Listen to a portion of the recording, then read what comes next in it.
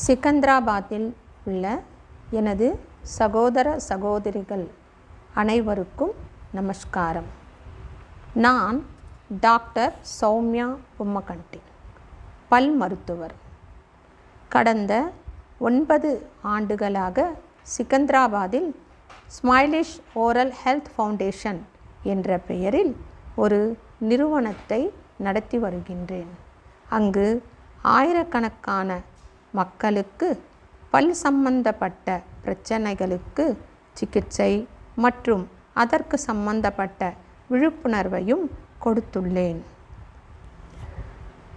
மாணவ சேவையே மாதவ சேவை என்பார்கள். என்னுடைய ஸ்மைலிஷ் அறக்கட்டளை மூலமாக ஓரளவுக்கு சேவை செய்ய முடிகிறது.